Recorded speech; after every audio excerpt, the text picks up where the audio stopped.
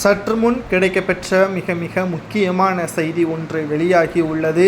ஸ்டாலின் கதையை முடித்த அண்ணாமலை தமிழக பாஜக தலைவராக மாற்றப்பட்டாலும் கூட ஸ்டாலினுக்கு எமனாக அண்ணாமலை அவர்கள் வேலை செய்வார் என்ற தகவல்தான் தற்பொழுது கிடைக்கப்பெற்றுள்ளது.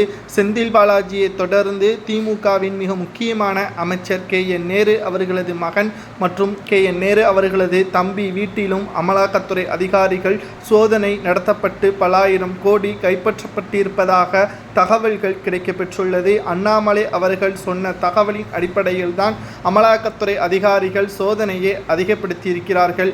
இன்னும் 3 நாட்களில் தமிழக பாஜக தலைவர் மாற்றப்படக்கூடிய நிலை இருப்பதால் தமிழகத்தில் கடுமையான நெருக்கடி திமுகவிற்கு ஏற்பட்டிருப்பதற்கு காரணம் அண்ணாமலை தான் என்பதில் எந்த ஒரு மாற்று கருத்தும் கிடையாது. என்றைக்கு தமிழக பாஜக தலைவராக அண்ணாமலை அவர்கள் பொறுப்பேற்றாரோ அதிலிருந்து தற்பொழுது வரை திமுகவிற்கு எதிர்க்கட்சியாக பாஜக தான் இருப்பதை நம்மால் மறுக்க முடியாது. மேலும் அண்ணாமலை அவர்கள் தமிழக பாஜக தலைவராக இல்லாமல் மத்திய அமைச்சராகவோ அல்லது வேறு ஏதேனும் பதவியில் இருந்தாலும் அவர் செய்கின்ற ஒவ்வொரு செயல்களும் திமுகவிற்கு அச்சுறுத்தலாகத்தான் இருக்கும் என்பதிலும் சந்தேகம் கிடையாது.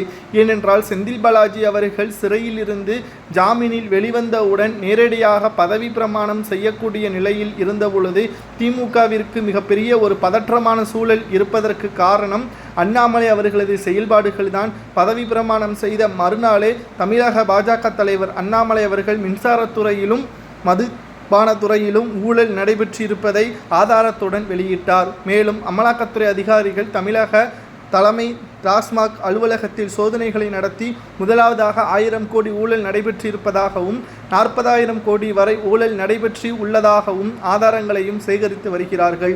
தற்பொழுது தமிழக பாஜக தலைவராக நீடித்தால் திமுகவிற்கு மிகப்பெரிய ஒரு சிக்கலாக மாறும் என்ற காரணத்தினால் தமிழக பாஜக உள்ளே பல்வேறு அரசியலை திமுகவினர்கள் செய்து வருகிறார்கள். பல நிர்வாகிகளை திமுகவினர்கள் விலைக்கு வாங்கியிருப்பதாகவும் தகவல்கள் வெளியாகியுள்ளது.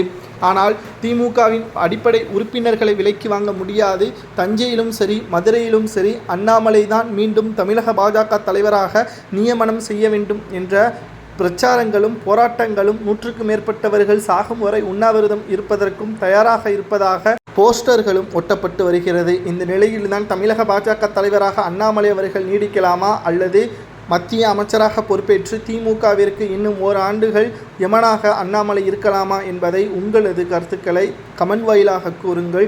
இன்னும் 3 நாட்கள் தான் இருக்கிறது. மத்திய உள்துறை அமைச்சர் அமித்ஷா அவர்கள் அண்ணாமலை அவர்கள் இந்த ரேஸில் இல்லை என்று அவரை கூறியிருந்தாலும் மீண்டும் அவர் வரலாமா என்பதை கூறுங்கள்.